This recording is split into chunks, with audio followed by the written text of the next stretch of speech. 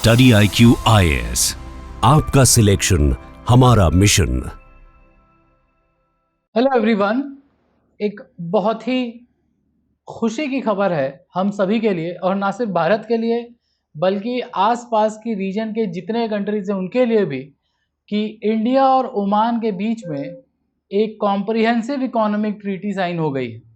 इसका फ़ायदा क्या है वो आपको अगली स्लाइड में पता चलेगा जब हम मैप देखेंगे, और वो अब इन इफेक्ट हो चुका है, यानी 2026 1 जून से। तो ये जो इंडिया का ग्रेट हॉर्मुज स्केप बोला जा रहा है, ओमान डील, आज उसके बारे में बात करेंगे और क्या क्या चीज़ें इसमें इंक्लूड है, नहीं है, the economics part of it, the trade part of it and the advantage India part of it, इसके बारे में भी बात करेंगे। वेलकम एवरीवन, मेरा नाम है Rishabh, I am economics of faculty. हम लोग आगे बढ़ते हैं और समझते हैं कि ये जो सीपा हुआ है, जो कि 1 जून 2026 से इन फोर्स है, उसमें क्या क्या है। लगभग $10 बिलियन का बायलेटरल ट्रेड। अब बायलेटरल ट्रेड मतलब इंडिया और ओमान आपस में जो ट्रेड करते हैं, हम उसकी बात कर रहे हैं। पॉइंट नंबर 2 इज, इंडिया और ओमान के पुराने रिलेशन भी बहुत अच्छे रहे हैं। ठीक है, एक समय RBI was the central bank for Oman also. 98% duty free access मिलेगा प्रोडक्ट्स को। 7 लाख के आसपास इंडियंस रहते हैं ओमान में, और 20% जो ग्लोबल ऑयल है वो हॉर्मुज से पास होता है, और हॉर्मुज पे लगा है अब एक ब्लॉकेड। और कैसे ओमान ना सिर्फ इंडिया के लिए बल्कि साथ ही साथ ये डील दुनिया के लिए एक बड़ा बदलाव साबित हो सकती है, उसके बारे में बात करते हैं। तो देखो, ये है Oman, this is Oman, this is straight of Hormuz, ये ऊपर वाला पार्ट।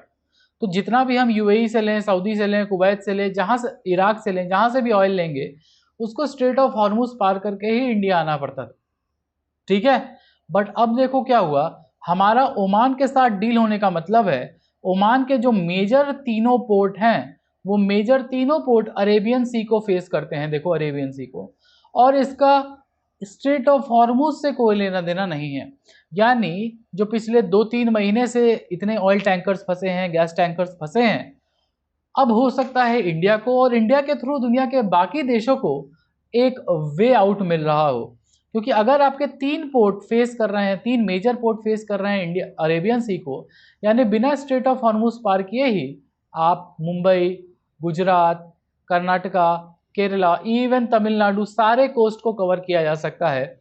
और इंडिया में जो ऑयल और LPG की किल्लत जैसी देखने को मिल रही है, उसको कम किया जा सकता है। ना सिर्फ ये इंडिया के लिए अच्छा है, बल्कि साथ ही साथ इंडिया सबसे ज़्यादा एक्सपोर्ट क्या करता है, रिफाइंड पेट्रोलियम प्रोडक्ट, यानी दुनिया भर में हम रिफाइंड पेट्रोल सप्लाई करते हैं या पेट्रोलियम प्रोडक्ट सप्लाई करते हैं। तो अगर हमारी पेट्रोलियम वाली प्रॉब्लम सॉल्व हो गई तो दुनिया भर को इसका फ़ायदा मिलने वाला है, ना सिर्फ भारत को। तो आपको समझ में आ रहा है कि बिना स्ट्रेट ऑफ हॉर्मुज को पार किए हुए हम ओमान से डायरेक्ट अरेबियन सी के थ्रू यहाँ पे अपने देश में ऑयल और गैस ले आ सकते हैं। ठीक है, तो देखो, हम लोगों ने सीपा किया है, हमें डिफरेंस के बारे में पता होना चाहिए। तो देखो, एक ट्रेड अग्रीमेंट तो है, तो 2 तरह से फ्री ट्रेड अग्रीमेंट को आप देख सकते हो, एक तो FTA है और एक है सीपा, यानी कॉम्प्रिहेंसिव इकोनॉमिक पार्टनरशिप अग्रीमेंट। ठीक है, तो FTA में क्या होता है, सिर्फ गुड्स पे टैरिफ कम किया जाता है, कुछ कुछ सेक्टर के स्कोप होते हैं, सारे गुड्स पे नहीं करते, सारे सर्विसेज पे नहीं करते, सारे सर्विसेज तो बिल्कुल नहीं करते, सिर्फ गुड्स पे टैरिफ कम करते हैं। इन्वेस्टमेंट के ऊपर बात नहीं होती, लेबर मोबिलिटी पे बात नहीं होती, बट इन सब को अगर ओपन कर दिया जाए तो उसको हम बोलते हैं कॉम्प्रिहेंसिव इकोनॉमिक पार्टनरशिप अग्रीमेंट, यानी सीपा। इसमें गुड्स की भी बात है, सर्विसेज की भी बात है और इन्वेस्टमेंट की भी बात है, यानी फॉरेन इन्वेस्टमेंट जो इंडिया से घट रहा है इस समय, वो बढ़ने की उम्मीद है।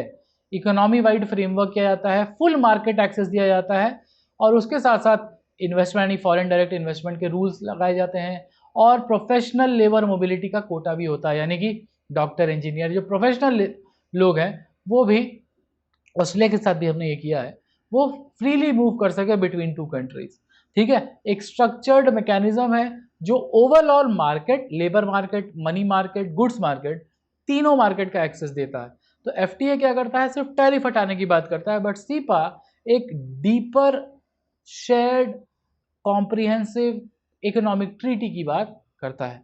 तो हमने किया है सीपा।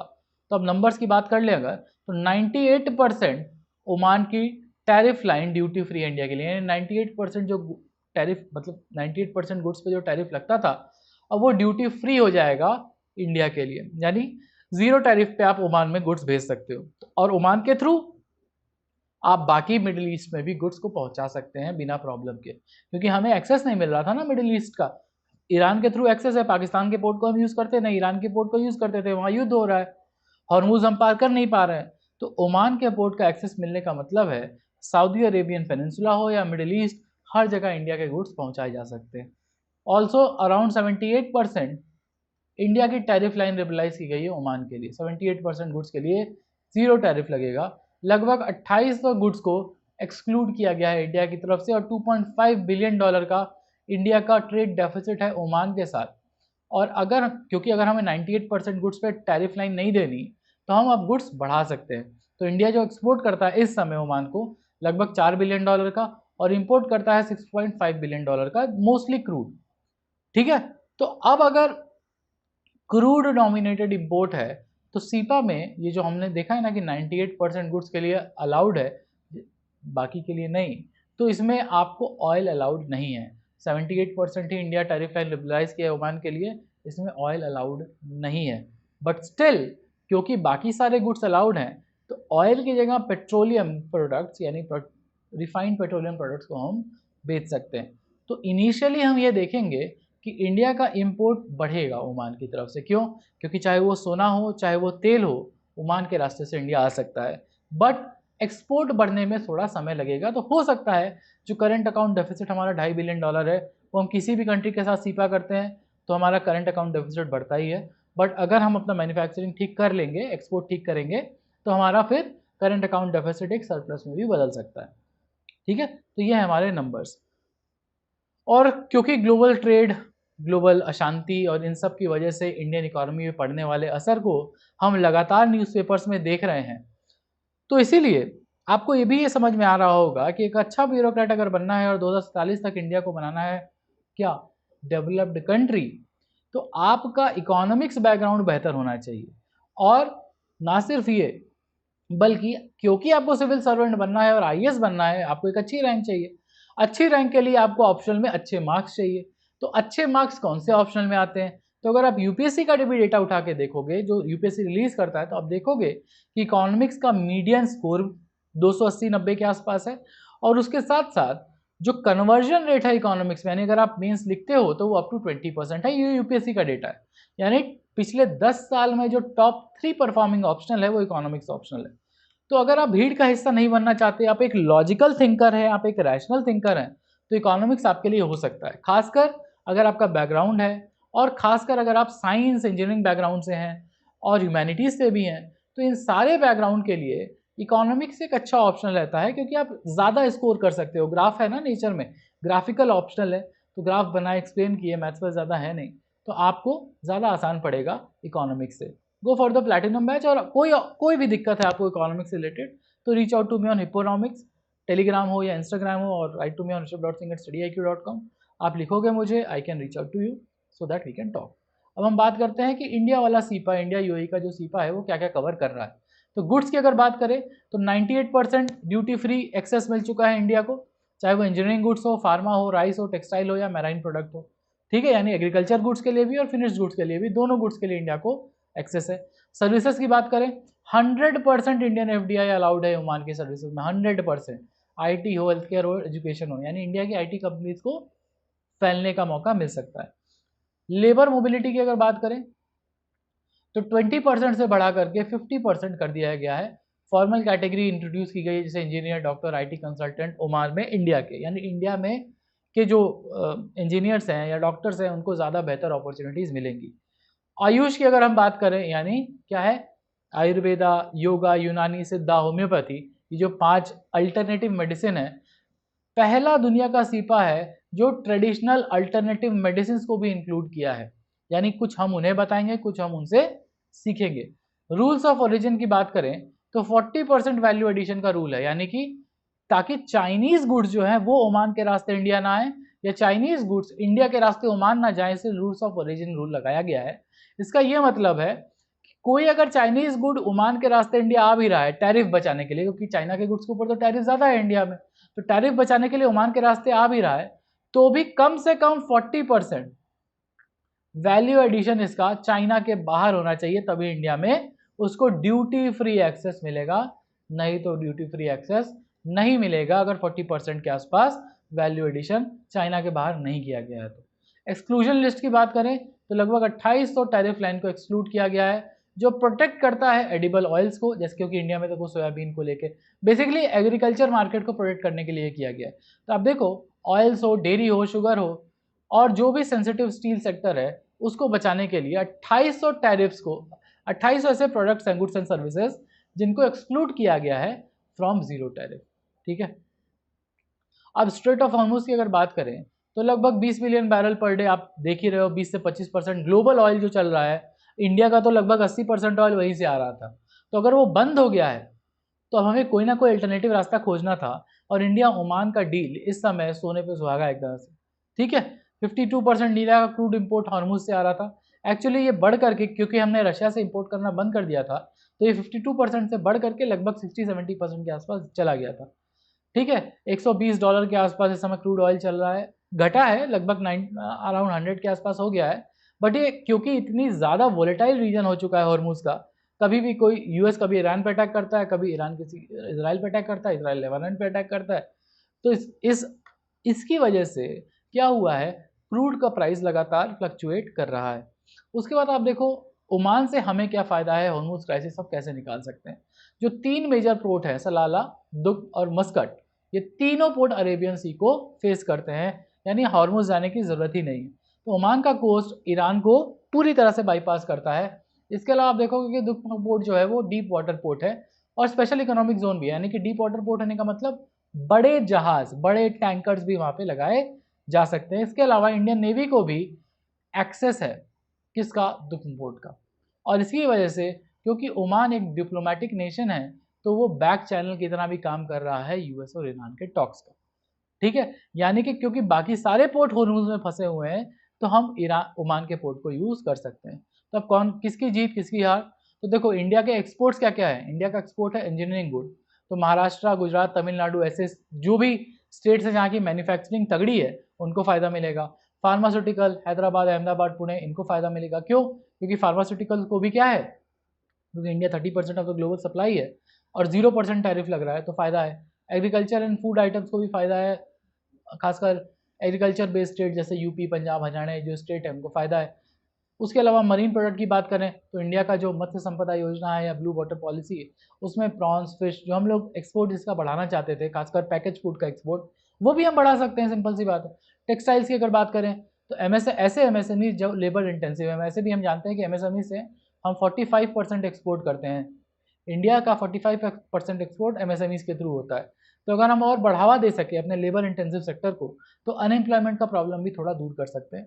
कि अगर इंटरनेशनल मार्केट में इंडिया के प्रोडक्ट की डिमांड बढ़ेगी, तो इंडिया वालों को सप्लाई बढ़ाना पड़ेगा। सप्लाई बढ़ाने के लिए आपको एम्प्लॉयमेंट देना पड़ेगा।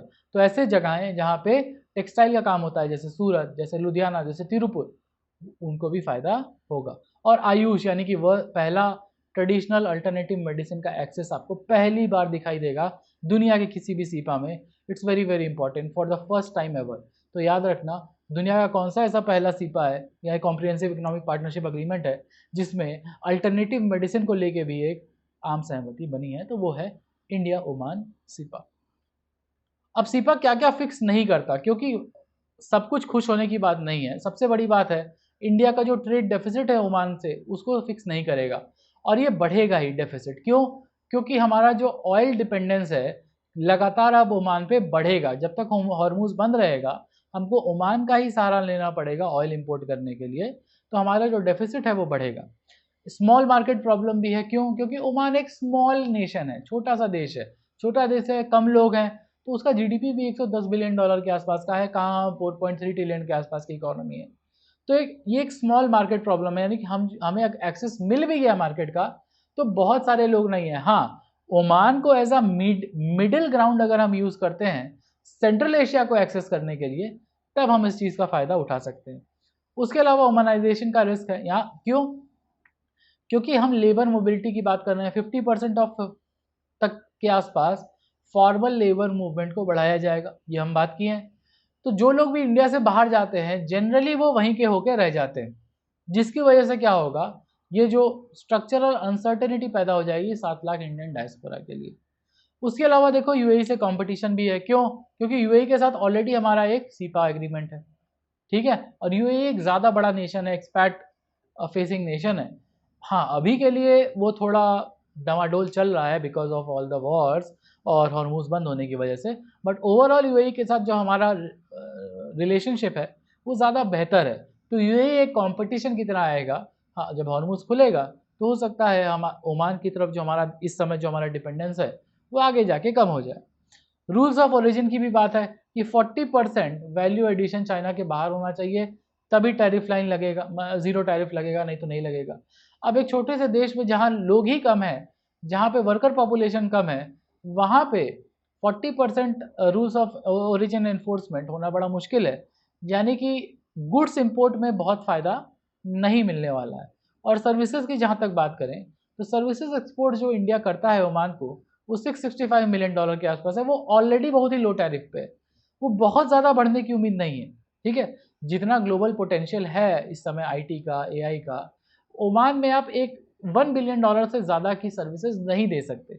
ओमान में तो इंडिया के सीबीएसई के स्कूल्स तक है, बट उसकी भी एक लिमिट है कि वाई, क्योंकि पॉपुलेशन कम है, पॉपुलेशन ग्रोथ कम है, और क्योंकि दोनों ही चीज़ें कम है इसीलिए the people who are going to use your services are low.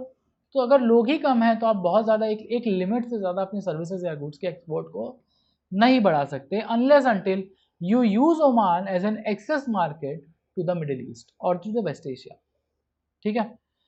तो इंडिया की जो एक्ट वेस्ट पॉलिसी है उसका सबसे बड़ा एग्जाम्पल अगर देखना है तो हमने यूएई के साथ सीपा किया। पहला सीपा था जो गल्फ काउंसिल की कंट्री के साथ था। 2022 में ही I2U2 ग्रुप बना, यानी इंडिया, इजराइल, यूएई, यूएसए का टेक इंफ्रा पार्टनरशिप, ठीक। 2023 में आईमेक की बात की गई, India middle east Europe corridor, और ओमान का दुख पोर्ट एक की नोड है, क्योंकि यहीं से इंडिया से जो भी शिप जाएगी ओमान पे रुकेगी, यहाँ से एक रेलवे लाइन इजराइल तक जाएगी, और वहाँ से हाइफा पोर्ट के थ्रू यूरोप का एक्सेस मिलेगा। बट ये अभी ठंडे बस्ते में है क्योंकि दुनिया भर में युद्ध चल रहा है। 2025 दिसंबर में इंडिया ओमान का सीपा मतलब साइन हो गया था, अब वो रेटिफाई हो गया है, 1 जून से आ गया है।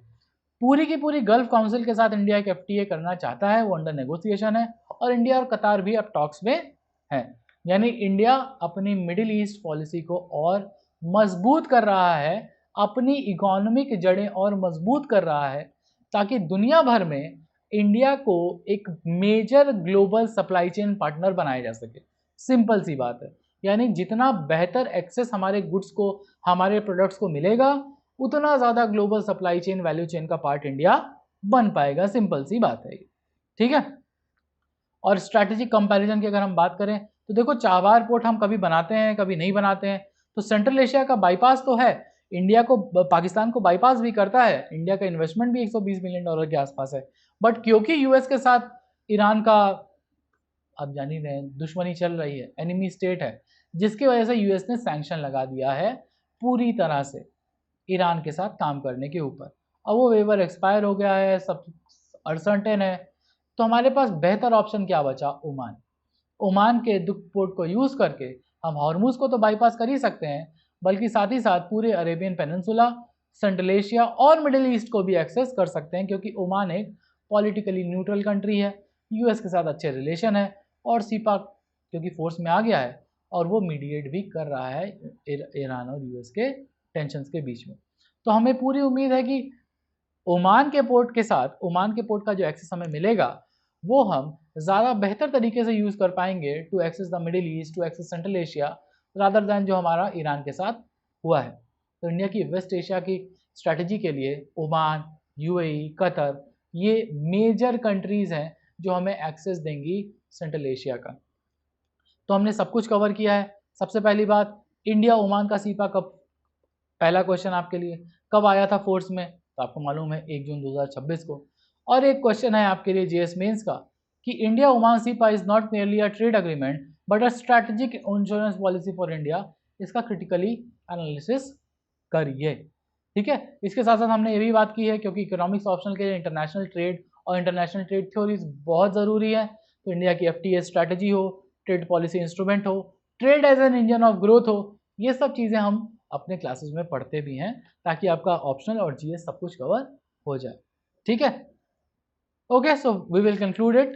पहला लेयर इकोनॉमिक लेयर है, nearly universal duty free access मिला इंडिया को। दूसरा स्ट्रैटेजिक लेयर है, क्यों? क्योंकि हॉर्मुज से हमको पार पाने में मदद मिली है ओमान के पोर्ट्स के थ्रू। और तीसरा डिप्लोमेटिक, क्योंकि अगर हम अपना इंडिया गल्फ काउंसिल का नेटवर्क कंप्लीट कर लेते हैं तो हमें बेहतर डिप्लोमेटिक एक्सेस मिल जाएगा। कहाँ का? सेंट्रल एशिया का और वेस्ट एशिया का। ठीक है, तो हमें ना सिर्फ इकोनॉमिक पार्टनरशिप मिल जाएगी इसके बदले, बल्कि साथ ही साथ स्ट्रैटेजिक और डिप्लोमेटिक बेहतर पार्टनरशिप भी मिलेगी, और हमारी जो वॉइस है वो ज़्यादा सुनी जाएगी दुनिया भर में। तो आई होप आज के लेक्चर में आपको समझ में आया होगा कि क्यों ज़रूरी है इंडिया और ओमान का ये कॉम्प्रिहेंसिव इकोनॉमिक पार्टनरशिप अग्रीमेंट, और कैसे इंडिया इसको यूज़ कर सकता है बाईपास करने के लिए हॉर्मुज, और साथ ही साथ एक्सेस करने के लिए न्यूअर मार्केट्स को। और अगर यही सब चीज़ें आपको इंटरेस्ट देती हैं और इनके पीछे की थ्योरी समझना आपका इंटरेस्ट है और आपको बनना एक सक्सेसफुल सिविल सर्वेंट, तो इकोनॉमिक्स ऑप्शन के लाइव क्लासेस में एडमिशन्स आर ओपन। इससे पहले कि बैच शुरू हो और आप लेट करें और आप अपनी प्रीलिम्स के पहले तैयारी पूरी ना कर पाए, जल्द से जल्द एडमिशन लो। मिलते हैं क्लास में everyone. Thank you, bye bye, have a good day. Study IQ IAS, आपका सिलेक्शन हमारा मिशन।